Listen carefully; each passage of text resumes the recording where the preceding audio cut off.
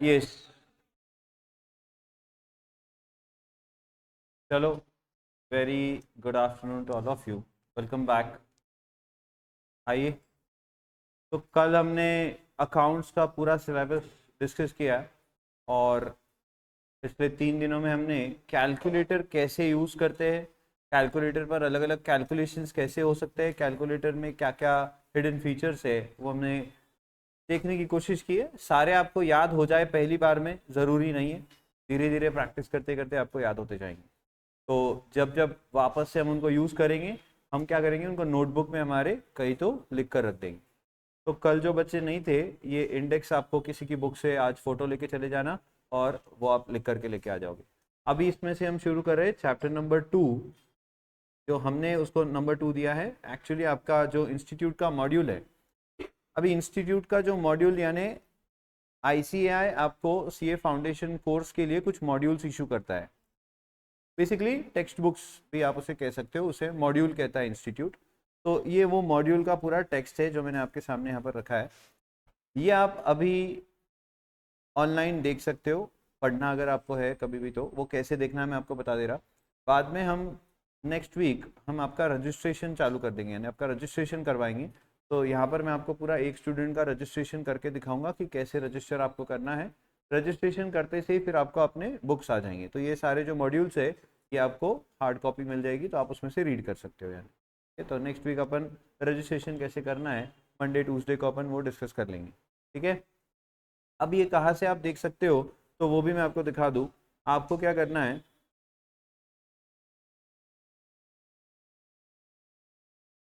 आपको गूगल पर डालो या फिर डायरेक्ट ब्राउज़र में डालो, ICAI.org आपको डालना है, ICAI.org ऐसा आपको लिखना है गूगल पे, या फिर सीधा ब्राउज़र में डालो। ये आपको फर्स्ट ही जो दिख रहा है, ये आईसीआई का हमारा वेबसाइट है। इस वेबसाइट पे आप क्लिक करोगे तो बेसिकली ऐसा हमारा पूरा वेबसाइट है। एक बार ज़रूर आप पूरी वेबसाइट देखो अच्छे से, क्योंकि अब आप सीए कर रहे हो तो आपको सारी आइडिया होनी चाहिए कि वेबसाइट पर क्या क्या इंस्टीट्यूट दिखाती है। थोड़ा आइडिया रहे तो अच्छा है। यहाँ ऊपर अगर आप देखोगे तो आपको सारे टैब्स दिख रहे हैं एकदम ऊपर, home, overview, committees, members, students. तो इसमें आपको ये स्टूडेंट्स टैब दिख रहा है, इस पर आपको क्लिक करना है। जब आप स्टूडेंट्स टैब पर क्लिक करोगे तो ऐसे कुछ और 4-5 टैब्स नीचे खुलेंगे, जिसमें से जो ये सेकेंड टैब है, पीओएस नॉलेज पोर्टल, इस पर आपको क्लिक करना है। और फिर ये पीओएस नॉलेज पोर्टल में click here to visit POS knowledge portal पे क्लिक करोगे। समझ आएगा आपको जब आप करोगे। ये जो है भाई साहब, ये रंजीत कुमार अग्रवाल, ये अभी हमारे आईसीआई के प्रेसिडेंट है। ये बदलते रहते हैं। मेरे बड़े भैया भी आईसीआई ऑल इंडिया प्रेसिडेंट रह चुके हैं इन द ईयर 2021-22 में। मेरे बड़े भैया प्रफुल्ला छाजेड़ भी ये प्रेसिडेंट रह चुके हैं आईसीआई के, अभी वो सेबी बोर्ड पर है। एंड देन ये नीचे आपको आपका पूरा कंटेंट मिल जाएगा जो इंस्टीट्यूट आपको ऑफर करती है। तो इसमें आप ये देखो, यहाँ पर study material new scheme, old scheme, अभी अभी सिलेबस चेंज हुआ है, लास्ट ईयर ही सिलेबस चेंज हुआ है, जो अभी से एप्लीकेबल हुआ है। यानी फर्स्ट एग्जाम अभी मई में कंडक्ट हुई थी न्यू सिलेबस की, तो आपको अब न्यू स्कीम में एप्लीकेबल है, आप नए स्कीम में ही आओगे। तो आप ये स्टडी मटेरियल न्यू स्कीम पे क्लिक करोगे, तो यहाँ पर आपको सारे मॉड्यूल्स दिख जाएंगे, फाउंडेशन, इंटरमीडिएट, फाइनल, और जो मैंने आपसे कहा था सेल्फ पेस्ड ऑनलाइन मॉड्यूल्स, ये भी आपको यहाँ पर पढ़ने मिल जाएगा। पर अभी हमारा काम है फाउंडेशन, तो फाउंडेशन पे जाएंगे। उसमें अच्छा, आप हिंदी मीडियम में भी सीए कर सकते हो अगर आपको इंटरेस्ट है।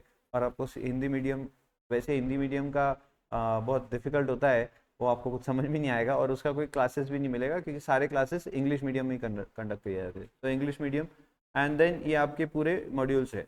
तो इसमें ये देखो, यहाँ पर लिखा है एप्लीकेबल फॉर मई 2025 एग्जाम। ठीक है, और फिर ये लिखा है एप्लीकेबल फॉर सितंबर जनवरी।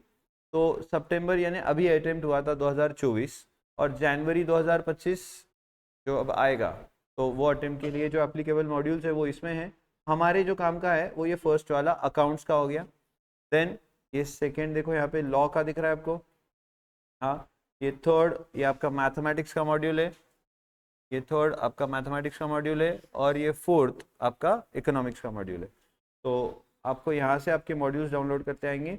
आप अकाउंट्स का मॉड्यूल यहाँ से डाउनलोड करोगे, 2 मॉड्यूल्स आपको मिलेंगे। जब आप रजिस्ट्रेशन करोगे तो ये बुक्स प्रिंट होके आपको आ जाती है, ठीक है। 9,200 रुपीज़ आपकी फीस होती है इंस्टीट्यूट को, जो आपको पे करनी है, उसी में आपको ये मॉड्यूल सारे इंस्टीट्यूट ऑफर कर देती दे देती।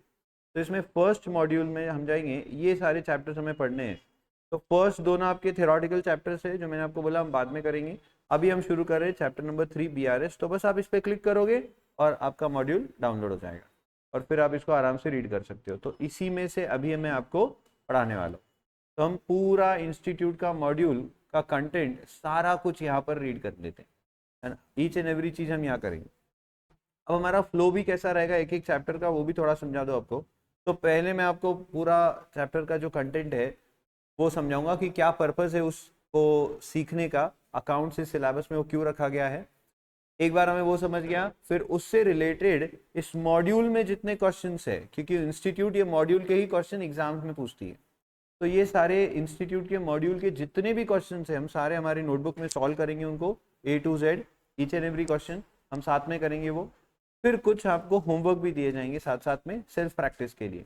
और ये सब जब हो जाएगा तब एग्जाम में, यानी पास्ट एग्जामिनेशन में जो क्वेश्चंस आए हैं, पास्ट एग्जामिनेशन के पेपर हम देखेंगे, वो डाउनलोड करेंगे, और उनमें जो जो क्वेश्चंस आए हैं वो सारे क्वेश्चन फिर हम चैप्टर के एंड में सॉल्व करेंगे। यानी आपके प्रीवियस ईयर क्वेश्चन पेपर भी सॉल्व हो गए, आपकी MTP RTP भी हम सॉल्व करेंगे, उसके भी क्वेश्चन सॉल्व हो जाएंगे, और आपके मॉड्यूल के भी सारे क्वेश्चन सॉल्व हो गए। तो इतना प्रैक्टिस बहुत हो जाएगा आपके लिए।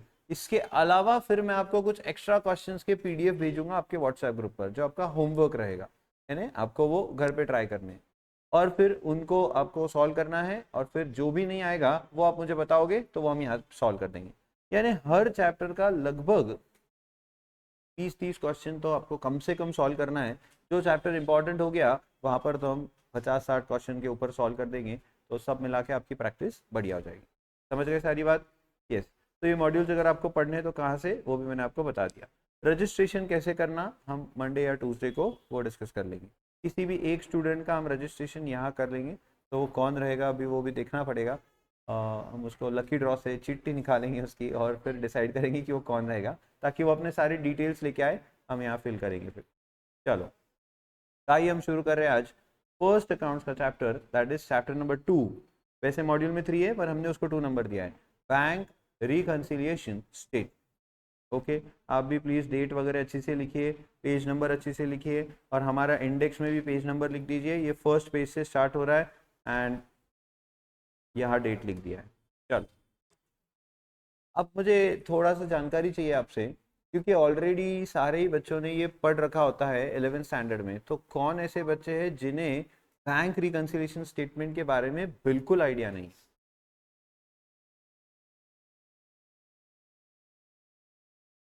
होप सो सभी को आइडिया है how a bank reconciliation statement is prepared. Everybody has some idea at least. Obviously मैं सीधा एग्जाम्पल पे जंप नहीं करूंगा, मैं आपको एक्सप्लेनेशन देने ही वाला हूँ, मेरा काम है वो मुझे करना ही पड़ेगा। पर मैं इसलिए पूछ रहा हूँ कि फिर लेक्चर उस हिसाब से मैं स्टार्ट रखूंगा, यानी ज़्यादा बोरिंग ना हो फिर वो, क्योंकि आपको सब जो पता होता है वही वापस बोलेंगे तो आपको बोर हो जाएगा। तो इसके लिए थोड़ा सा इंटरेस्टिंग रखने के लिए फिर मैं ऐसी बातें बोलूँगा जो आपको नहीं पता है, और फिर हम एग्जाम्पल्स की तरफ जाएंगे। ठीक है? Yes, yes. तो बैंक रिकंसिलिएशन स्टेटमेंट में एक एक जो इसमें वर्ड है, first is bank, second is reconciliation and third is statement, तीनों को पहले एक बार थोड़ा सा एक्सप्लेन कर दूं। तो what is a bank? Bank क्या होती है आप जानते तो हो, पर उसके डेफिनेशन से ज़्यादा मुझे जानना है कि आपको बैंक के बारे में और क्या पता है, कौन से टाइप्स की बैंक हमारे देश में काम करती है, थोड़ा नॉलेज ले रहे हैं। वैसे इसका BRS से कोई लेना देना नहीं, BRS बनाना अलग बात है, मैं जो अभी डिस्कस कर रहा हूँ ये आपका नॉलेज थोड़ा सा और बढ़ा रहे हैं उसको। तो बैंक बेसिकली क्या होती है? तो बहुत सारी बैंक्स आपको पता होगी, जैसे एक्सिस बैंक है, ICICI बैंक है, सिटी बैंक है। अच्छा, सिटी बैंक ये इंडियन बैंक है कि फॉरेन बैंक है? ये फॉरेन बैंक है। ये फॉरेन बैंक क्यों बोलते हैं इसे? क्योंकि इसका इनकॉर्पोरेशन फॉरेन में हुआ है, यानी ऑब्वियसली किसी और कंट्री में ये बैंक रजिस्टर हुई है, बनी है, और हमारे देश में आके सिर्फ बैंकिंग सर्विसेज ये ऑफर कर रही है। तो हमारे यहाँ पर ये एक फॉरेन बैंक बोली जाएगी, करेक्ट। वैसे bank of Baroda, bank of India, HDFC bank, Dena bank, Allahabad bank, union bank, yes bank and the second largest bank of India, that is State Bank of India. अच्छा एक मिनट, सेकेंड लार्जेस्ट बैंक मतलब the first bank is reserve bank of India, that is RBI. तो RBI इन सारे banks को license issue करती है कि आप हमारे देश में बैंकिंग बिजनेस करें. बैंकिंग बिजनेस बेसिकली आप लोगों से डिपॉजिट लोगे, तो लोगों के पैसे भरोसे पे आपके पास रखे जा रहे हैं, तो ऑब्वियसली आप पे किसी का तो क्या होना, कंट्रोल. तो वो कंट्रोल कौन एक्सरसाइज करता है, रिजर्व बैंक ऑफ इंडिया, जिसे हम सेंट्रल बैंक ऑफ इंडिया कहते हैं. वो हमारे बैंक पूरे बैंकिंग स्ट्रक्चर का सेंट्रल बैंक है, यानी वो रेगुलेट करता है इन सारे बैंक्स को. इन सारे बैंक्स की पॉलिसीज को आरबीआई का कंट्रोल होता है, आरबीआई उसको रेगुलेट करता है. ठीक है, आरबीआई के बारे में आप डिटेल में पढ़ोगे, आपके सिलेबस में आएगा आगे इकोनॉमिक्स में. ओके, मैं पूछना चाहता हूँ कि हमारे देश की सेकेंड लार्जेस्ट बैंक कौन सी. फर्स्ट तो सबको पता होती है, मतलब आरबीआई ऑब्वियसली सेंट्रल बैंक हो गई. उसके बाद फर्स्ट लार्जेस्ट बैंक यानी सबसे ज्यादा डिपॉजिट्स कौन सी बैंक के पास है, तो state Bank of India. State Bank of India is the first largest bank. Largest से मतलब है पैसों से. तो सेकेंड लार्जेस्ट बैंक कौन सी, एचडीएफसी. आपके जानकारी के लिए बता दूं, HDFC is a private bank, it's not a nationalized bank. अब ये नेशनलाइज्ड बैंक और प्राइवेट बैंक में क्या फर्क है सर, तो nationalized bank which are regulated by government और which are not regulated by government but by some private individuals or some private corporations, वो होती है आपकी प्राइवेट बैंक्स. तो HDFC bank is a private bank. HDFC is the largest private bank in India, but उससे भी बड़ी bank है. नहीं, देना बैंक तो अब बंद हो गई है. देना बैंक एक्चुअली मर्ज हो चुकी है. देना बैंक मर्ज हो चुकी है किसके साथ, बैंक ऑफ बड़ौदा. अभी कुछ साल पहले गवर्नमेंट ऑफ इंडिया ने एक काम किया, बहुत सारी बैंक्स हो रही थी तो बहुत डुप्लीकेशन हो रहा था. तो व्हाट दे डिड, उन्होंने दो दो बैंक्स को अमलगमेट कर दिया, यानी एक कर दिया, और वो अब एक ही नाम के अंदर काम करेंगे. तो बैंक ऑफ बड़ौदा और देना बैंक अब एक हो चुके. ठीक है, तो देना बैंक एक्चुअली रही नहीं, ये मेरा प्रेजेंटेशन पहले का बना हुआ है तो इसलिए उसमें अभी भी देना बैंक का नाम है. गुड, बट अभी भी सेकेंड लार्जेस्ट बैंक, आपका जनरल नॉलेज कौन सी बोले, बैंक ऑफ इंडिया नहीं. Axis bank is a private bank, बहुत छोटी बैंक है. एक्सिस बैंक तो बहुत छोटा बच्चा है.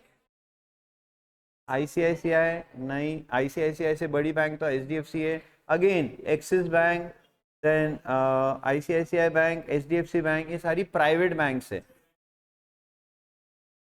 सेंट्रल बैंक भी नहीं. चलो ठीक है, मैं आपको बता ही देता हूँ. अब मुझे नहीं लगता आपको पता है, क्योंकि पता होता तो अभी तक जवाब मिल जाता. The second largest bank in India is Punjab National bank. Punjab National bank is the second largest bank of India. आपको, आपने नीरव मोदी का नाम सुना है, नीरव मोदी का नाम सुना है, diamond merchant. Nirav Modi diamond merchant, उसने लगभग 13,500 करोड़ का फ्रॉड किया है. वो कौन सी बैंक के साथ किया था, पंजाब नेशनल बैंक. कैसे किया था, तो लेटर ऑफ क्रेडिट के यूज से किया था. वो क्या होता है मैं आपको आगे बताऊंगा. लेटर ऑफ क्रेडिट, वो पूरा फ्रॉड भी आपको मैं बताऊंगा इसी चैप्टर में, कि कैसे उसने पंजाब नेशनल बैंक को लूटा है बेसिकली. और विजय माल्या का नाम सुना होगा. विजय माल्या ने कौन सी बैंक को लूटा, state Bank of India. Harshad Mehta का नाम सुना होगा, उसने भी कौन सी बैंक को लूटा था, State Bank of India involve थी उसमें भी. ठीक है, तो these both are my India's largest bank. एक मिनट, पंजाब नेशनल बैंक को 13,500 करोड़ का फ्रॉड किया था नीरव मोदी ने. उसके बाद वो विथ इंटरेस्ट करे तो 15-16 हजार करोड़ के आसपास हो चुका है. लेकिन कुछ फर्क नहीं पड़ता है बैंक को. 13,500 करोड़ से भी कुछ फर्क नहीं पड़ता है. तो सोचो आप बैंक कितनी बड़ी है. This is the second largest bank and the first largest bank is state Bank of India. ठीक है, जनरल नॉलेज, इसका बीआरएस से कोई लेना देना नहीं, हमारे सिलेबस से लेना देना. तो सर बैंक का काम क्या है, bank obviously accepts deposits and bank lend advances. मैं एक सिंपल सवाल आपसे पूछ रहा हूँ, थोड़ा सा आप लॉजिक लगा के जवाब देना. बैंक पैसे कैसे कमाती है,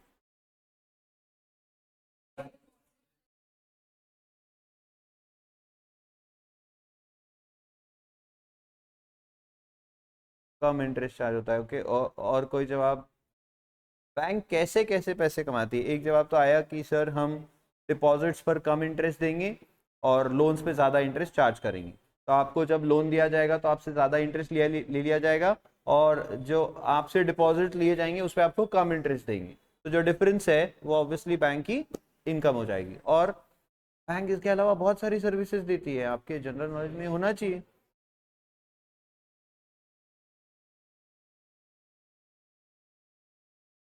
यस, अगर हम कोई पेमेंट शेड्यूल करते हैं हमारी बैंक से कि हमें बिना पूछे ये पेमेंट्स हमारे कर देना, तो उसके कुछ ना कुछ नॉमिनल चार्जेस होते हैं। आपका अकाउंट मेंटेनेंस चार्जेस होते हैं, ATM card, debit card, credit card, online banking services, इसके अलावा an number of services bank आपको देती है। बिल्स ऑफ एक्सचेंज को डिस्काउंट अगर आप करते हो तो वो भी तो चार्जेस लेते हैं, डिस्काउंटिंग चार्जेस। यस, तो बैंक्स बहुत सारे तरीके से पैसा कमाती है, पर मेन जो बिजनेस है बैंक का वो क्या है? To accept deposits at a low rate of interest and to lend advances at a high rate of interest. The difference, bank ki income. Correct? Yes. Great. So there are different types of banks which are running in my country, in India. They are first Central Bank of India. That is obviously what? Reserve Bank of India. Because you are a commerce student, आप chartered accountancy course पढ़ रहे हो, तो you should have this knowledge. आपको ये पता होना चाहिए कि क्या मेरे देश का बैंकिंग स्ट्रक्चर है। पीआरएस से लेना देना नहीं, इवन ये आपके मॉड्यूल में भी नहीं लिखा है, तो दिस इज मेरी तरफ से आपको एक्स्ट्रा थोड़ा सा knowledge. Central bank. Next, commercial banks क्या होती है? वो बैंक्स जो कि पैसा कमाने के लिए काम कर रही है, प्रॉफिट्स कमाने के लिए काम कर रही है। State Bank of India, then Axis bank, ICICI bank, Kotak Mahindra bank, आप और भी Bank of India, central bank, Citi bank, yes bank, कोई भी बैंक आप उठा लो, ये सारी कौन सी बैंक्स है? Commercial banks. इनका काम क्या है? कमर्शियल काम करना, यानी पैसे कमाने के लिए ये बेसिकली अपना काम चलाते हैं। इनका काम पैसे कमाने के लिए चलता है। करेक्ट। तो नॉन कमर्शियल बैंक्स क्या होंगी? सर ये स्पेशल पर्पस बैंक्स होती है। इनका काम पैसे कमाना नहीं होता है। ऐसी भी कुछ बैंक्स है हमारे देश में जो काम कर रही है, बट उनका काम पैसे कमाना नहीं है, प्रॉफिट्स कमाना नहीं है। उनका काम है सोसाइटी का वेलफेयर करना, सोसाइटी के लिए कुछ तो काम करना। जैसे एग्जांपल के लिए मैंने आपको कुछ बैंक्स यहाँ पे दिए, नबार्ड, सिडबी, एक्जिम। इनके फुल फॉर्म पता है? आपने कभी सुना है इनके बारे में? नबार्ड आपने सुना होगा, फुल फॉर्म पता नहीं होगा आपको। सिडबी पता है? बताओ, नबार्ड बराबर है? Yes, absolutely correct, national bank of agriculture and rural development. इस बैंक का सिर्फ एक काम है, क्या? रूरल जो हमारी एरियाज है, rural area and urban area, आप समझते होंगे। अर्बन एरिया मतलब जहाँ हम जीते, बड़ी सिटीज जहाँ पे डेवलपमेंट हो गया है, और रूरल एरियाज यानी वो एरियाज जहाँ पे डेवलपमेंट नहीं हुआ है। एंड एग्रीकल्चर के लिए ऑब्वियसली, क्योंकि agriculture is the prime source of हमारे यहाँ के रिसोर्सेज के लिए प्राइम सोर्स है। खाना पीना बहुत ज़रूरी है हमारे लिए, तो एग्रीकल्चर को डेवलप करना ये इस बैंक का काम है। यानी ये बैंक बेसिकली लोन ऑफर करती है दो काम के लिए, एक रूरल एरियाज की डेवलपमेंट के लिए और एक एग्रीकल्चर के डेवलपमेंट के लिए। और ये बहुत ही लो रेट ऑफ इंटरेस्ट या इवन नो इंटरेस्ट पे ये लोन्स ऑफर करती है। जिसको भी ये चाहिए तो विदाउट इंटरेस्ट आपको ये लोन मिल सकता है, या बहुत लो रेट ऑफ इंटरेस्ट पे भी आपको ये लोन मिल सकता है। That is what NABARD is.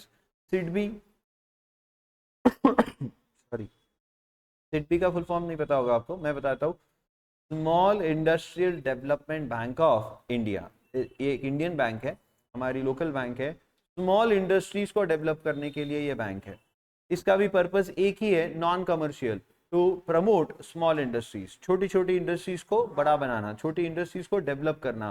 क्यों? इससे फायदा क्या होगा सर? तो छोटी इंडस्ट्रीज डेवलप होगी तो वो और एम्प्लॉयमेंट जनरेट कर सकती है हमारे देश में। नई एम्प्लॉयमेंट आएगी तो ऑब्वियसली लोगों को रोजगार मिलेगा, लोगों के पास कमाई आएगी तो लोग खर्च करने बाहर निकलेंगे, ऑटोमेटिकली आपके देश का जीडीपी जो है वो सुधर जाएगा और डेवलपमेंट की तरफ आपका देश जाता है। तो SIDBI, small industrial development bank of India. EXIM, EXIM bank is export import bank of India. इसका काम है एक्सपोर्ट और इंपोर्ट को प्रमोट करना। ये एक्चुअली बैंक ऑफ इंडिया नहीं है, export import bank of USA, ये अमेरिकन बैंक है। एक्जिम बैंक यूएसए से काम करती है, बट हमारे देश में भी इसकी कुछ ब्रांचेस है। इसका काम है एक्सपोर्ट इंपोर्ट को बढ़ावा देना, क्योंकि एक्सपोर्ट इंपोर्ट से टेक्नोलॉजी प्लस अलग अलग रिसोर्सेज, अलग अलग मशीनरी, अलग अलग चीज़ें आप एक दूसरे के देश के साथ शेयर करोगे तो डेवलपमेंट हर एक का होगा, सभी लोग साथ में मिलके डेवलप होंगे। तो first type of bank was central bank which is RBI. Second is commercial banks which work for earning money, profits कमाने के लिए। नॉन कमर्शियल बैंक्स, ये कुछ मैंने आपको एग्जाम्पल दिए। Then scheduled banks. Scheduled banks क्या होती है? आरबीआई अपने बुक्स में यानी आरबीआई के जो रूल्स बने हुए उसमें 2 शेड्यूल्स बने हुए। उन शेड्यूल्स में शेड्यूल 1 एंड शेड्यूल 2, उन शेड्यूल्स में आरबीआई ने कुछ बैंक्स के नाम लिखे होते हैं। जिनके नाम शेड्यूल 1 में लिखे हैं उन्हें हम शेड्यूल्ड बैंक कहेंगे, और जिनके नाम नहीं लिखे हैं शेड्यूल 1 में उन्हें हम नॉन शेड्यूल्ड बैंक्स कहेंगे। सर इससे मतलब होता क्या है? तो शेड्यूल्ड बैंक ज़्यादा सेफ होती है, आरबीआई उसके लिए ज़्यादा इंश्योरेंस ऑफर करती है, और वहाँ पर आरबीआई का कंट्रोल ज़्यादा होता है, तो आपका पैसा भी वहाँ पर सेफ रहेगा। जैसे हमारे सिटी की बात करें तो जलगांव जनता सहकारी बैंक एक छोटे लेवल की बैंक है, it's a cooperative bank type of bank, but ये बैंक एक शेड्यूल्ड बैंक है। शेड्यूल्ड कब हो जाती है, यानी कब आरबीआई के शेड्यूल में कोई भी बैंक एंटर करती है, कब आरबीआई उसका नाम अपने शेड्यूल में लिखती है? जब वो बैंक एक लिमिट क्रॉस कर दे, यानी जब वो बैंक के पास डिपॉजिट्स या एडवांसेस उसके 500 करोड़ के अबव चल जाए, तब वो एक शेड्यूल्ड बैंक बन जाती है। 500 करोड़ के ऊपर अगर आपके डिपॉजिट्स हो जाते हैं तो आप एक शेड्यूल्ड बैंक बन जाते हो। तो जलगांव जनता सहकारी बैंक जो एक छोटी बैंक है, बाकी तो बहुत सारी बैंक है वो सारी शेड्यूल्ड ही है, लेकिन जलगांव जनता ये एक शेड्यूल्ड बैंक है।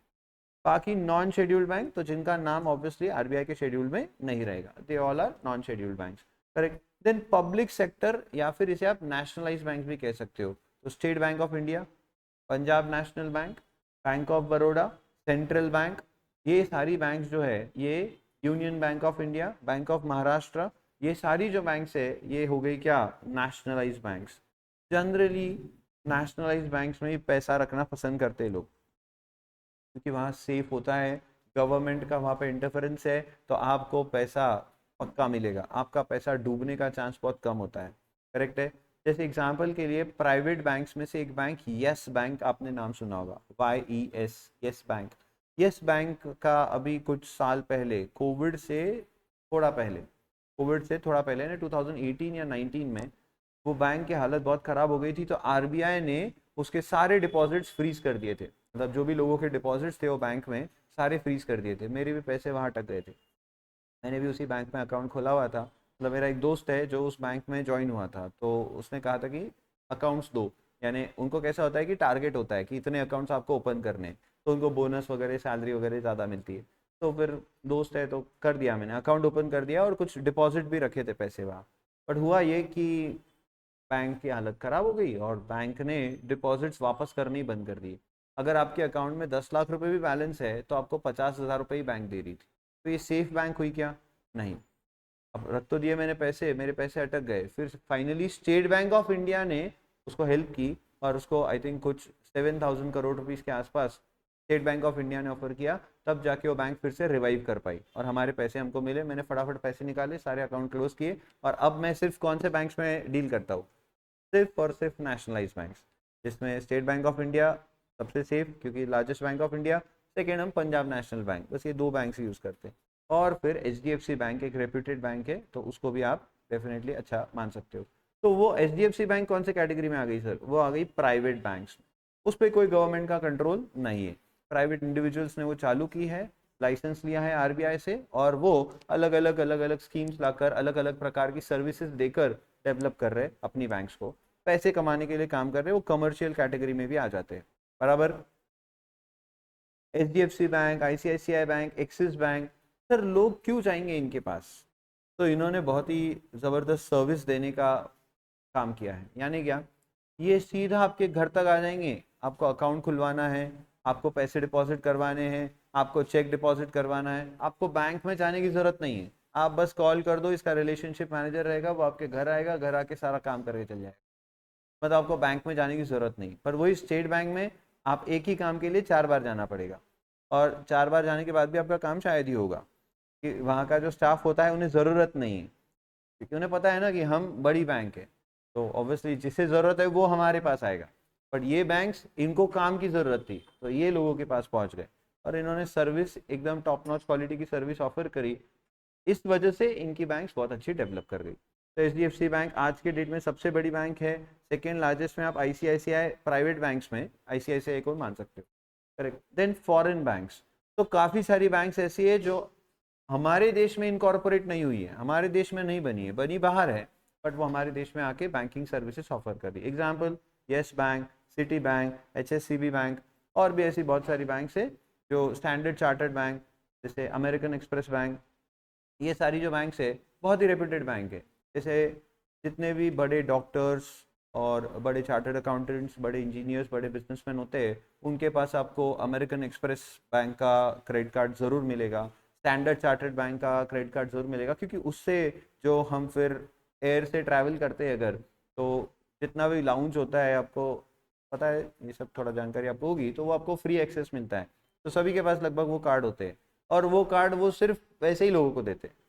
डॉक्टर्स, चार्टर्ड अकाउंटेंट्स, वो ज़्यादा मतलब छोटे लोगों को वो कार्ड देते ही नहीं जनरली, ऐसा उन्होंने करके रखा है। तो पहले से उन्होंने एक रेपुटेशन बना लिया है। फॉरेन बैंक्स, उसके बाद कोऑपरेटिव बैंक्स, छोटी छोटी banks, Shirpur people's cooperative bank नाम सुना होगा आपने, देखा है कभी आपने, खोलगली में उसका ब्रांच है हमारे यहाँ पर, शिरपुर पीपल्स कोऑपरेटिव बैंक। तो उसकी ब्रांचेस ज़्यादा नहीं है, शिरपुर में और धुले में, दो ही जगह पे उसकी अभी ब्रांचेस है। अभी अमलनेर में भी उन्होंने चालू कर दिया है, और जलगांव में भी शायद शुरू किया। जलगांव जनता कोऑपरेटिव बैंक, हस्ती कोऑपरेटिव बैंक आपने सभी ने नाम सुना होगा, काफ़ी फेमस बैंक है हमारे यहाँ पर।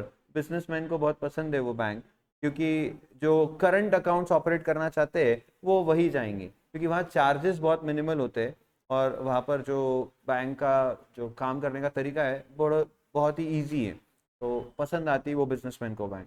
कोऑपरेटिव बैंक्स, तो ये मैंने नबार्ड, सिडबी और एग्जिम, इनके आपको लोगो भी बताने हैं और इनका फुल फॉर्म भी दे दिया। तो national bank for agriculture and rural development, small industrial development bank of India and export import bank of United states of America. USA का ये बैंक है, एक्सपोर्ट इम्पोर्ट के लिए काम करता है। तो मतलब आपको एक्सपोर्ट इम्पोर्ट करना है, तो उसके लिए अगर आपको फाइनेंस चाहिए तो एग्जिम बैंक से आप ले सकते हो, ठीक है। अब बैंक के जो मेजर फंक्शंस होते हैं वो क्या क्या है, बैंक क्या क्या मेजर फंक्शंस करती है। तो कुछ बैंकिंग फंक्शंस हैं, कुछ non banking. Non banking functions में क्या क्या आ जाएंगे, portfolio management. What is portfolio management? Portfolio management, sir हर कोई इन्वेस्टमेंट करता है बहुत सारी, मैंने भी बहुत सारी जगहों पे अलग अलग इन्वेस्टमेंट कर रखी है, आपके पिताजी ने भी बहुत सारी जगहों पे अलग अलग इन्वेस्टमेंट्स कर रखी होगी। तो वो जो टोटल इन्वेस्टमेंट्स हमारी, उसे कहते हैं मेरा portfolio, that is my portfolio. तो बैंक्स भी ये सर्विस ऑफर करती है कि हम आपका पोर्टफोलियो बना के देंगे, कहाँ पैसे इन्वेस्ट करना, कहाँ से ज़्यादा रिटर्न्स मिलेंगे, कहाँ से ज़्यादा फायदा मिलेगा, हम आपको करके देंगे, दैट इज पोर्टफोलियो मैनेजमेंट। तो ये भी सर्विस बैंक देती है, ये बैंकिंग फंक्शन नहीं है, बट ये भी फंक्शन बैंक परफॉर्म करती है। देन गोल्ड एंड सिल्वर में डील करती है। तो गोल्ड एंड सिल्वर यानी एक्चुअल सोना और चांदी की दुकान नहीं, उसके बॉन्ड्स बनाते हैं ये लोग, गोल्ड बॉन्ड्स, सिल्वर बॉन्ड्स, यानी आप बॉन्ड्स खरीद सकते हो जो गोल्ड की वैल्यू के हिसाब से चेंज होते हैं। तो एक्चुअल सोना खरीदने की जरूरत नहीं है आपको, आप वो बॉन्ड्स में इन्वेस्ट करो, उस पर आपको इंटरेस्ट भी मिलेगा, और अगर गोल्ड की प्राइसेस बढ़ी तो वो अप्रिसिएशन आपकी बॉन्ड्स की वैल्यू में भी हो जाएगा। समझ रहे हो मेरी बात? यानी अल्टीमेटली आपको गोल्ड का ही एक प्रकार से फायदा मिल रहा है और ब्याज भी मिल रहा है। समझो आपने 1 लाख रुपए का सोना खरीद के रख लिया एग्जाम्पल, अब गोल्ड का रेट बढ़ेगा तो फिर आपका वो जो जो गोल्ड है उसकी वैल्यू बढ़ेगी, फिर आप उसे बेचोगे तो आज जो भी रेट है उसके रेट के हिसाब से आपको पैसा मिल जाएगा, ग्रेट। लेकिन अगर आप बॉन्ड्स में इन्वेस्ट करते हो, गोल्ड बॉन्ड्स, तो इसका डबल फायदा है। अब आपने समझो आज एक्चुअल गोल्ड खरीद के लाया तो वो घर में पड़ा रहेगा तिजोरी में, उसे संभाल सॉरी उसे संभालना पड़ेगा, पहली चीज। दूसरी, आपने पैसे तो दे दिए, अब वो सिर्फ वस्तु आपके पास पड़ी है, उस पर आपको कोई इंटरेस्ट देने वाला है क्या? नहीं। पर बॉन्ड्स के केस में क्या है, आपको कुछ नहीं, बॉन्ड्स तो ऑब्वियसली एक इलेक्ट्रॉनिक फॉर्म में रहेंगे। सेकेंड, आपको उस पर इंटरेस्ट मिलेगा, ऑब्वियसली कम रहेगा बट मिलेगा, और जो भी गोल्ड की रेट्स में फिर चेंजेस होंगे वो चेंजेस भी आपको मिलेंगे, यानी जो भी अप्रिसिएशन आएगा वो भी आपको मिलेगा। तो अल्टीमेटली ये ज़्यादा फायदेमंद होता है।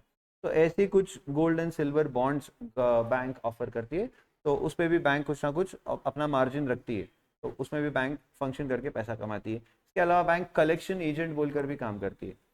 मे भी आपने देखा होगा कि रोज़ आपके घर पे हस्ती बैंक वाला आता होगा और पिताजी से 200, 500 या 1000, 2000 रुपये लेके जाता होगा। सभी नहीं करते होंगे, कुछ लोग करते होंगे, कुछ लोग ऐसा करते होंगे, कलेक्शन बैंक से करवाते हैं, पूरा साल भर हर दिन थोड़ा थोड़ा थोड़ा थोड़ा पैसा देते हैं, और फिर जब पूरा साल खत्म होता है तो उससे इकट्ठा पैसा लेकर आ जाते हैं, और फिर उसको कुछ काम के लिए यूज़ करते हैं। जैसे बहुत लोग मैंने देखा है 1000 रुपीज़ पर डे का हस्ती बैंक में एक अकाउंट ओपन कर लेते हैं, रिकरिंग डिपॉजिट बोलते हैं उसको, और बैंक कलेक्शन एजेंट भेजती है उसका। तो वो आदमी आपके पास आएगा, आपसे 1000 रुपये लेगा, एक डायरी पे लिख कर दे देगा कि आपने 1000 रुपये दे दिए, और वो लेके चले जाएगा। ऐसा वो साल भर तक करेगा। एंड 365 डेज का इन 2000 रुपीज, तो जैसे ही साल खत्म होगा वो 3,65,000 रुपीज आपको इकट्ठा ला के देगा। सर हमारा क्या फायदा? अगर आपको मैं कहूँ कि 1,63,65,000 रुपये खर्च करना है, कुछ काम है, आप निकाल नहीं पाओगे आपके डेली बिजनेस में से, बट ऐसे हजार हजार रुपए रोज देकर आप वो पैसे इकट्ठा करोगे, तो अब आप उससे कोई बड़ा काम कर सकते हो, कोई रिपेयरिंग करवानी है, कुछ नया आपको खरीदना है तो। बट मैं, जो भी मुझे मिलता है, जो ये कर रहा होगा, मैं उसे समझाता हूँ कि तू बेवकूफ़ी कर रहा है, हस्ती बैंक तेरे को लूट रही है। क्यों? 1000 रुपीज तू डेली के दे रहा है, मतलब अराउंड 30,000 रुपीज तू मंथली इन्वेस्ट कर रहा है, वो भी डेली बेसिस पर, विदाउट इंटरेस्ट। पूरे साल के पैसे तेरे को बस 3,65,000 वापस दे रही है। सीखेंगे हम मैथमेटिक्स में टाइम वैल्यू ऑफ मनी, तब मैं आपको बताऊंगा कि उसका कितना नुकसान वो करके ले रहा है। और वही पैसे, कुछ म्यूचुअल फंड्स आपको मैं यहाँ पे दिखाऊंगा, अगर उस म्यूचुअल फंड में बस वो इन्वेस्ट करे सेम अमाउंट, सेम पीरियड के लिए, सेम स्टाइल से, तो उसके पैसे बहुत ज़्यादा मिलेंगे उसको। यानी 3,65,000 जो हस्ती बैंक से मिल रहा है, उसके मुकाबले तो डेफिनेटली ज़्यादा मिलेगा। अब कितना मिलेगा वो डिपेंड करता है कि म्यूचुअल फंड कैसे परफॉर्म करेगा। ठीक है, तो these are some non banking functions. Banking functions में बैंक क्या क्या करती है?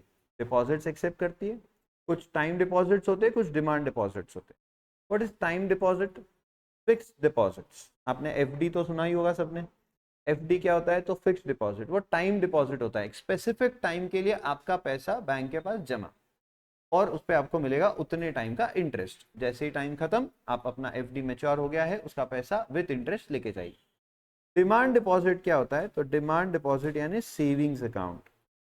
सेविंग्स अकाउंट मतलब जहां पर आप जब डिमांड करोगे तब बैंक को पैसा देना पड़ेगा, इसलिए इन्हें डिमांड डिपॉजिट कहा जाता है। तो सेविंग्स अकाउंट ऐसा होता है कि आपने एटीएम कार्ड डाला, एटीएम मशीन से पैसा निकाल सकते हो, या चेक लिखा, बैंक को दिया, बैंक को पैसा देना पड़ेगा। एफडी का पैसा आप कभी भी नहीं निकाल सकते, जब तक उसकी मेच्योरिटी डेट नहीं आती तब तक आप उसका पैसा नहीं निकाल सकते एफडी का। बट यस, आप डिमांड डिपॉजिट करे हो सेविंग्स अकाउंट में, तो वो आप कभी भी निकाल सकते हो। कुछ और फंक्शंस सर, लेंडिंग एडवांसेस, तो डिपॉजिट लेती है बैंक। अब बैंक आपसे बहुत सारा पैसा डिपॉजिट ले लेगी। सपोज आप सबने मिलकर 100 करोड़ रुपए बैंक में डिपॉजिट कर दिया, क्या करेगी बैंक ये 100 करोड़ रुपए का? संभाल के रखेगी सर, रोज देखेगी, मजा आएगा उसको देखकर, 100 करोड़ रुपए पड़े हैं। क्या बैंक को 100 करोड़ रुपए पे आपको इंटरेस्ट देना पड़ेगा? हाँ, मान के चलते 5% का इंटरेस्ट बैंक दे रही है डिमांड डिपॉजिट पर, कम देती है, मैं 5% लेकर चल रहा हूँ। तो 100 करोड़ पे 5% यानी आपको कितना इंटरेस्ट देना पड़ेगा साल भर में? 5 करोड़। और आप तो वो लेने वाले ही हो, आप छोड़ने वाले हो क्या? नहीं। बैंक अगर वो पैसे ले जाके सिर्फ लॉकर में रख देगी, अब साल भर के बाद में बैंक को कितना पैसा देना है? 105 करोड़। बताओ बैंक का फायदा नुकसान? भारी नुकसान, 5 करोड़ का नुकसान, जेब से देना पड़ेगा ना इंटरेस्ट। यस। तो बैंक क्या करेगी? इसीलिए सर जो डिपॉजिट आएंगे उसको तुरंत बैंक ढूंढती है, लोन ले लो, लोन ले लो। अभी तो बैंक इतना पीछे लग रही है, आप अगर कभी मेरा मोबाइल फोन आपके पास रखोगे तो दिन भर में कम से कम 10 तो कॉल आ ही जाएंगे, बजाज फाइनेंस से, एचडीएफसी बैंक से। वो लोग चाहते हैं कि फिर ऐसे लोगों को लोन दे जहां से पैसा वापस भी आए। तो अगर मैं अभी उन सबके कॉल उठा लूँ और बोलूँ हाँ ठीक है फाइनल करो, तो एक ही दिन में मैं करीब करीब 1 आध करोड़ का लोन तो एकदम इजीली रेज कर सकता हूँ, सिर्फ चार्टर्ड अकाउंटेंसी नाम से, डिग्री से, सी की डिग्री मेरे पास इसलिए। बाकी मुझे कुछ बताने की भी जरूरत नहीं उन्हें कि मैं क्या कमाता हूँ, मेरे पास कितनी सेविंग्स है, मैं आपके पैसे वापस भर भी सकता हूँ या नहीं, कुछ बताने की जरूरत नहीं है, वो नाम ही काफ़ी है। डॉक्टर्स, चार्टर्ड अकाउंटेंट्स, एकदम इजीली फाइनेंस मिलता है। क्यों? क्योंकि उन बैंक्स के पास इतने आइडियल फंड्स पड़े हैं, आइडियल मतलब फालतू के पड़े हैं, जिस पर उन्हें ब्याज देना पड़ रहा है और उन्हें ब्याज मिल नहीं रहा है। तो वो चाहते हैं कि जितना लोन बांट सकते हो बांटो, बट ऐसी जगह बांटो जहां से पैसा भी वापस आए। तो लेंडिंग एडवांसेस जैसे हाउसिंग लोन, एजुकेशन लोन। आपको एजुकेशन लोन का आइडिया होगा, आपको अगर आइडिया नहीं तो मैं आइडिया दे दूँ। एजुकेशन लोन, आप बहुत सारी बैंक्स है जो एजुकेशन लोन देती है। स्पेशल उसमें एक टाइप ऑफ लोन होता है, एजुकेशन लोन में एक स्पेशल कैटेगरी होती है कि आप वो लोन अभी ले लो, पिताजी के नाम से वो लोन एप्लीकेशन होगा, आपके लोन आपको मिल जाएगा आपकी स्टडीज के लिए, पैसे नहीं देंगे आपको, जहाँ पर भी आपको एडमिशन लेना है सीधा उनको पैसे ट्रांसफर कर दिए जाएंगे, आप आपकी स्टडीज पूरी करो, तब तक आपके पिताजी को वापस 1 रुपया भी भरने की जरूरत नहीं है। जैसे ही आपका एजुकेशन पूरा होगा और आप जॉब को लग जाओगे, फिर आप जो कमाओगे उसमें से आपको लोन रीपे करना है, तब आपका रीपेमेंट चालू होगा। ऐसे भी कुछ एजुकेशन लोन्स कुछ बैंक्स ऑफर करती है। ये बेसिकली सोसाइटी डेवलपमेंट के लिए हो गया, यानी जो बच्चे पढ़ना चाहते हैं पर पैसों की वजह से उनकी पढ़ाई रुक जाती है, तो उनके लिए एजुकेशन लोन होता है कि आप जब कमाओगे तब भरना, अभी आपको कुछ भी भरने की ज़रूरत नहीं, यानी आपके पिताजी को कोई बर्डन नहीं आएगा, फिर लोन मिल जाएगा बैंक से और आपको ही वापस वो रीपे करना है जब आप कमाओगे, तब तक कोई भरने की ज़रूरत नहीं। बट फिर वो देख लेते हैं कि बच्चे में काबिलियत है या नहीं, तो आपके मार्कशीट्स मांगे जाएंगे, आपसे सारे डॉक्यूमेंट्स मांगे जाएंगे कि आप अच्छे परफॉर्मर हो या नहीं, यानी आप पहुंचोगे क्या वहाँ तक, जो आप पढ़ना चाहते हो वहाँ तक आप वो कर सकते हो कि नहीं, आपके अंदर वो काबिलियत है या नहीं, वो असेस करते हैं। अगर है तो फिर वो आपको लोन दे देंगे। एंड कुछ और भी मिसलेनियस फंक्शंस जैसे demand draft, credit card services, issuing of letter of credit.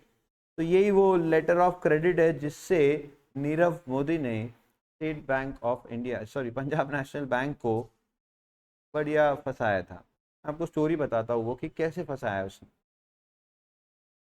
ये नीरव मोदी है, इसका डायमंड मर्चेंट का काम है, ये डायमंड मर्चेंट है, तो ये डायमंड्स खरीदता है, उससे ज्वेलरी बनाता है और फिर बेचता है। तो ये किसी स्पेसिफिक कंट्री से डायमंड खरीदता है, ठीक है, कंट्री का नाम जाने दो, अलग अलग कंट्री से खरीदता था ये, तो एक कोई स्पेसिफिक कंट्री हम ले लेते हैं, उस कंट्री से ये डायमंड खरीदता है, इंडिया में इंपोर्ट करता है उन्हें, उससे इंडिया में ज्वेलरी बनाता है, अलग अलग डिज़ाइनर ज्वेलरी बनाता है और फिर इंडियन लोगों को सेल करता है। ग्रेट। अब इसको इस पर्टिकुलर कंट्री से डायमंड खरीदने हैं, लेकिन इसके पास पैसे नहीं है, ठीक है, तो ये क्या चाहता है, ये इस एक्सपोर्टर को बोलता है, यानी उस कंट्री का जो डायमंड एक्सपोर्टर है उसको बोलता है कि आप मुझे क्रेडिट पर डायमंड दे दो, मैं ज्वेलरी बनाऊंगा, बेचूंगा और फिर आपको पैसे पे कर दूंगा, उधार में जिंदगी सुधार, बेसिकली ऐसा। तो ऑब्वियस है ये एक्सपोर्टर जानता है कि नीरव मोदी को, नहीं, ये किसी और कंट्री का एक्सपोर्टर है, तो इसे भरोसा होगा क्या इंडियन डीलर पर, मुश्किल है, तो नहीं होगा।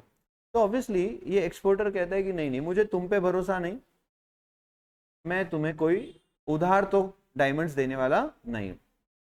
तो नीरव मोदी के पास ऑप्शन क्या है फिर, तो नीरव मोदी कहता है ठीक है काम करते, तुम्हें मुझ पे भरोसा नहीं, मेरे देश में एक बैंक है जिसका नाम है पंजाब नेशनल बैंक, वो बैंक आपको गारंटी दे देगी मेरे बोलने पर, मेरे बिहाफ पर, क्योंकि मैं एक बहुत बड़ा अकाउंट वहां पर मेंटेन कर रहा हूँ और वो मुझे जानते हैं। नीरव मोदी ने खुद का एक स्टेटस बना लिया था, तब तक लोन्स पे ही बनाया था सारा, लेकिन बना लिया था, एक मतलब एक बड़ा आदमी ऐसा दिखावा हो गया था उसका। तो पंजाब नेशनल बैंक के जो मैनेजर थे उनके साथ, एक बड़े लेवल के मैनेजर, उसके साथ उसकी अच्छी पहचान हो गई थी, तो फिर मैनेजर का भी कट रख के उसने वो प्लानिंग कर ली थी कि आप गारंटी दे दो मेरे लिए।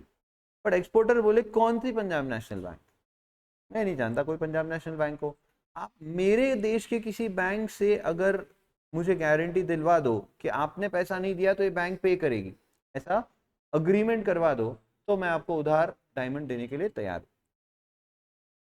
तो नीरव मोदी बोले ठीक है मैं बात करता हूँ। अब नीरव मोदी ने किससे बात की, पंजाब नेशनल बैंक के मैनेजर से, कि आप इस बैंक को कहो कि वो इस एक्सपोर्टर को क्या दे, गारंटी। अब बैंक बैंक का बीच में रिलेशन होता है, तो बैंक्स आपस में कॉन्ट्रैक्ट करते रहती है, तो ये दोनों बैंक आपस में जानती है एक दूसरे को, और इसे पता है कि ये इंडिया की सेकेंड लार्जेस्ट बैंक है। तो पंजाब नेशनल बैंक ने 1 रुपया भी नहीं दिया था नीरव मोदी को, पंजाब नेशनल बैंक ने सिर्फ एक लेटर ऑफ क्रेडिट दिया था, किसे, इस बैंक को, क्योंकि उस कंट्री की बैंक थी, उसे सिर्फ लेटर ऑफ क्रेडिट दिया था। लेटर ऑफ क्रेडिट यानी क्या, in case if Nirav Modi doesn't pay the money we are responsible, हम पे करेंगे इन केस अगर वो नहीं पे करता है तो सिर्फ एलसी दे दी थी उन्होंने इस बैंक को, और फिर ये बैंक बोलती है इस एक्सपोर्टर को कि हाँ अब हमारे पास एलसी आ चुकी है उनके एक बड़े बैंक की, अब आप उसको उधार माल दे दो।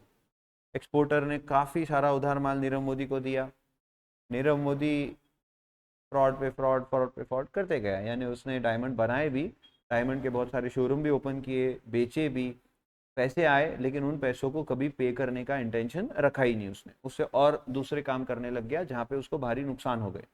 अब वो पैसे दे नहीं सकता, तो ऑब्वियसली एक्सपोर्टर किसके पास जाएगा? बैंक के पास। इस बैंक ने वादे के अनुसार एक्सपोर्टर को पैसा देना है, क्योंकि बैंक ने गारंटी दे रखी थी एक्सपोर्टर को, तो बैंक ने एक्सपोर्टर को पे करते से ही बैंक क्या करेगी? ऑब्वियसली ये एलसी को एक्सरसाइज करेगी, यानी ये जो लेटर ऑफ क्रेडिट आ रखा है पंजाब नेशनल बैंक से, उसको वो एक्सरसाइज करने लगाएगी कि अब आप हमें पे करिए। तो तब पंजाब नेशनल बैंक को 9,000 करोड़ रुपीस का डिमांड आया था और वो उसे पे करना पड़ा था, बहुत साल पहले की बात है। अब 9,000 करोड़ रुपीस का लोन यहाँ पर खड़ा हो गया, किसके नाम से? नीरव मोदी के नाम से, कि हमने पे कर दिया, अब तू हमें दे।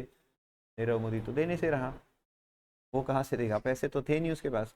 तो ये बढ़ते बढ़ते इंटरेस्ट के साथ साथ साथ आज 15,000 करोड़ रुपीस के आसपास पहुंच गए, और अभी तक भी नीरव मोदी गायब है।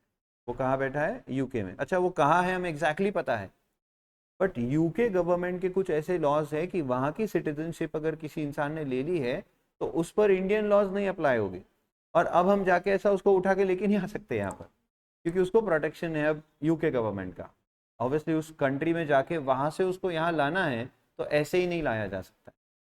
तो अब हम यूके गवर्नमेंट के साथ कंटिन्यूसली टॉक्स में हैं कि आप उस इंसान को दीजिए, ताकि उसकी एसेट्स जो यहाँ पर है उसको रिलीज करके हम इस बैंक का कर्जा दे सकें, क्योंकि जब तक वो नहीं आएगा तब तक उसकी एसेट्स यहाँ से बेची नहीं जा सकती। सेम ऐसा ही कौन है?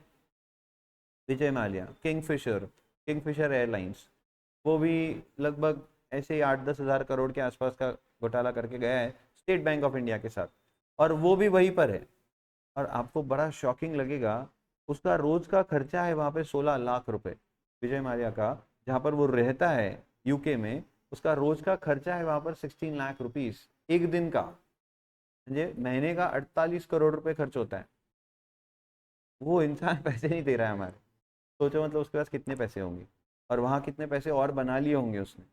अब वो आना ही नहीं चाहता यहाँ, वहाँ सेफ है ना, और हम उसको ला नहीं सकते यहाँ, हमें एग्जैक्टली पता है वो कहाँ है पर हम ला नहीं सकते। ये हमारे देश का लॉ ऐसा है, और वहाँ के देश के लॉज ऐसे बन रखे हैं। तो ये लोग ऐसे ही करते हैं, फ्रॉड यहाँ करो, वहाँ जाके छुप जाओ, बस फिर आपको कुछ नहीं कर सकता कोई। और वहाँ का लॉ, और वो कंट्री ऑब्वियसली डेवलप्ड कंट्री हमसे काफ़ी आगे है, तो हम लोग ज़्यादा कुछ बोल भी नहीं सकते, तब जाते हैं न्यूज़। छोड़ो। तो ये ऐसा एक केस है नीरव मोदी का, एंड लेटर ऑफ क्रेडिट से ये नुकसान हुआ था। ग्रेट। तो दीज आर सम फंक्शंस जो एक बैंक परफॉर्म करती है, some are banking functions and some are non banking function. Great sir, तो बैंक समझ में आ गया। रिकंसिलिएशन स्टेटमेंट, हमें रिकंसिलिएशन करना है, मतलब क्या? तो ऑब्वियसली आपको पता है, तो long story short, cash book and passbook. What is cash book? Sir cash book का बैंक कॉलम, तो जो भी ट्रांजैक्शन एक इंसान बैंक के साथ करता है वो इमीडिएटली अपनी कैश बुक के बैंक कॉलम में रिकॉर्ड करता है, एंड वही सेम ट्रांजैक्शंस ऑब्वियसली बैंक में भी रिकॉर्ड होनी चाहिए ऑन द सेम डे और ऑन 1 और 2 डेज के गैप से। बट ये दोनों बुक्स में ट्रांजैक्शंस रिकॉर्ड होने में टाइमिंग डिफरेंस हो जाता है। कैश बुक में जल्दी रिकॉर्ड होता है, पासबुक में लेट रिकॉर्ड होता है, या कभी पासबुक में पहले रिकॉर्ड हो जाता है बट कैश बुक में लेट रिकॉर्ड होता है। और इस वजह से ये कैश बुक और पासबुक क्या दिखाते हैं? डिफरेंसेस दिखाते हैं। अब जब आप अपने बुक्स ऑफ अकाउंट्स को ऑडिट करने के लिए जाओगे चार्टर्ड अकाउंटेंट के पास, तो वो देखेगा कि आप दिखा रहे हो बैंक बैलेंस 1 करोड़ रुपए एग्जाम्पल, तो वो क्या भरोसा कर लेगा आप पे? आपने कहा मेरे बैंक में 1 करोड़ रुपए का बैलेंस है, तो वो आपके बोलने पे भरोसा करेगा, या वो बोलेगा कि जाओ बैंक से भी प्रूफ लेके आओ? ऑब्वियसली वो कहेगा बैंक से प्रूफ लेके आओ। सॉरी। तो आप बैंक से स्टेटमेंट लेके आओगे या पासबुक फिलअप करके लेके आओगे, अगर उसमें भी 1 करोड़ का बैलेंस दिखा, ग्रेट, ऑडिटर क्या बोलेगा? बढ़िया। बट अगर उसमें 1 करोड़ का बैलेंस नहीं दिखा, क्या ऑडिटर आपके फाइनेंशियल स्टेटमेंट्स को ऑडिट करेगा? नहीं। वो क्या कहेगा? अरे यार तुम बोल रहे हो कि तुम्हारे अकाउंट में 1 करोड़ का बैलेंस है और bank balance is a asset, हमारे बैलेंस शीट में एज अ एसेट रिकॉर्ड होगी वो। तो अगर मैं as a chartered accountant, as a auditor किसी के फाइनेंशियल स्टेटमेंट्स पे साइन कर रहा हूँ, इसका मतलब मैं उसको ऑथराइज कर रहा हूँ कि जो भी लिखा है सब सही है। तो इसके पास 1 करोड़ का बैंक बैलेंस है, मैंने ये अप्रूव कर दिया, एक्चुअली उसके अकाउंट में 10,000 रुपए थे। बताओ क्या मैंने सही काम किया? नहीं। तो व्हाट इज माय रोल? मेरा रोल है कि मैंने उसकी बात पे नहीं भरोसा करना है, उसके कैश बुक पे नहीं भरोसा करना है। मैंने उसको कहना है कि तू तेरा पासबुक भर के लाके दे या तेरा बैंक स्टेटमेंट लाके दे। जब बैंक स्टेटमेंट के साथ में कैश बुक को कंपेयर करूंगा, मुझे सामने दिख जाएगा कि ये 1 करोड़ का बैलेंस बोल रहा है, लेकिन एक्चुअली इसके अकाउंट में सिर्फ 10,000 रुपीज का बैलेंस है। ये कुछ तो गड़बड़ कर रहा है भैया, ये क्या डिफरेंस है?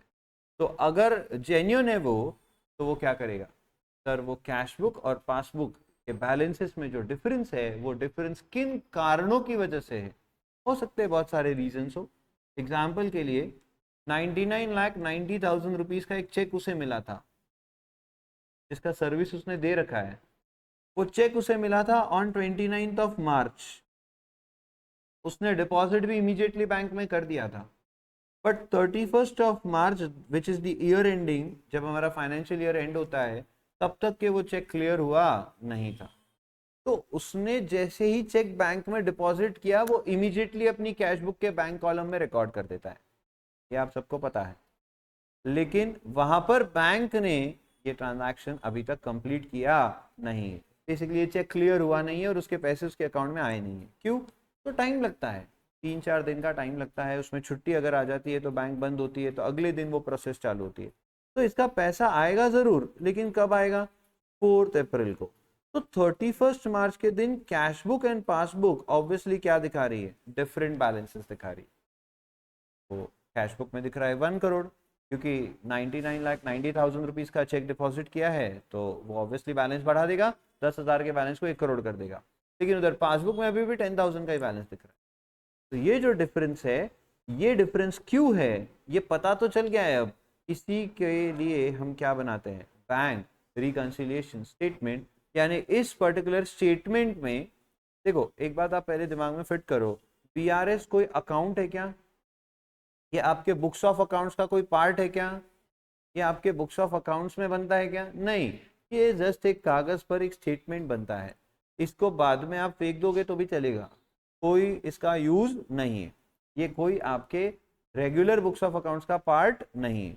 ये सिर्फ आपके कैश बुक का बैंक कॉलम और पासबुक जो डिफरेंट बैलेंसेस दिखा रहे हैं, वो क्यों दिखा रहे हैं, उसके रीजंस को डिस्क्लोज करने का एक स्टेटमेंट है, जो कि ऑडिटर या कोई और इन्वेस्टर की मन की शांति के लिए है बस।